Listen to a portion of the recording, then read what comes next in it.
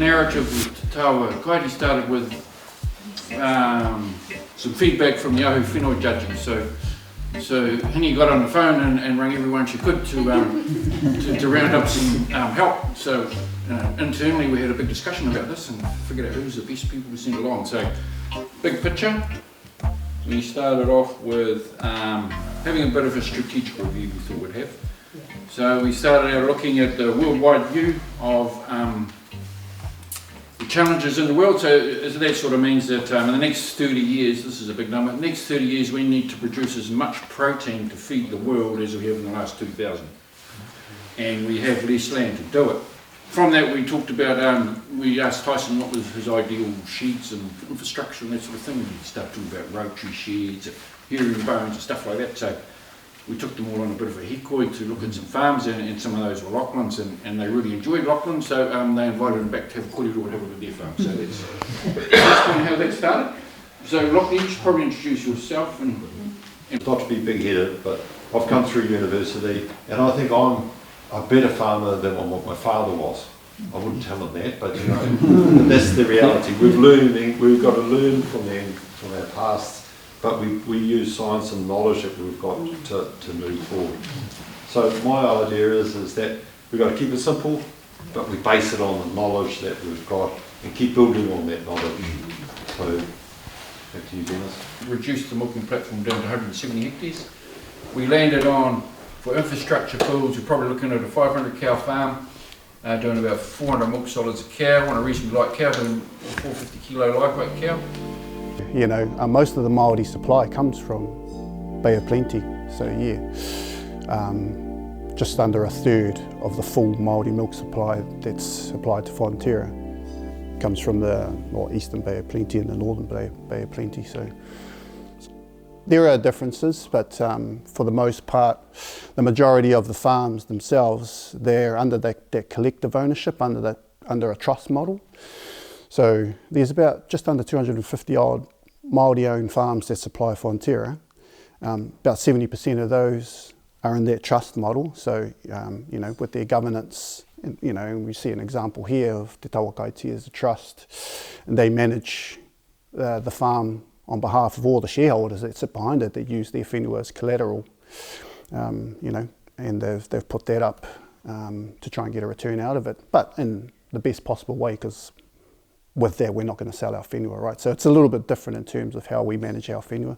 The other 30% are in that owner-operated model, so very much similar to the majority of the rest of the country. But there's about 8,500 farms that supply Fonterra.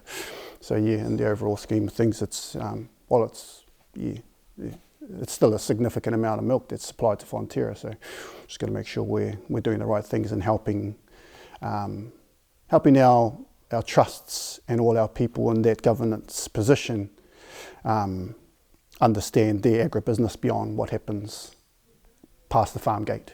You know, they've gathered up some resources to be able to sort of take some action around what those suggestions were. I think that's part of the opportunities, and Hineho's done a really good job there as the General Manager of Te Taua Kaiti. So really they're addressing those through these sorts of forums, and then created a cluster in the Ruatoki Valley that then they'll be able to gather data to be able to then share that more widely, more broadly. So, you know, it's not about them, so the opportunity is not just about them addressing some of those actions that were brought forward, but it's also about them being really open about what they're doing, sharing it as a cluster, or bringing those people in the valley immediately as part of their whānau group. And there's about 4 farms that are here that are part of their whānau, even more than that, to be honest, but they've just gathered a cluster to be able to sort of make it more manageable, I suppose. But then, in a very Māori way, just sharing knowledge, gathering knowledge, and then,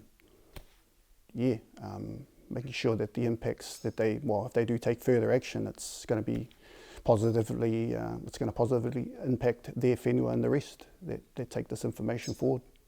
Yeah, our group actually, you know, we look beyond just dairy. So, you know, we're looking at partnerships with Māori.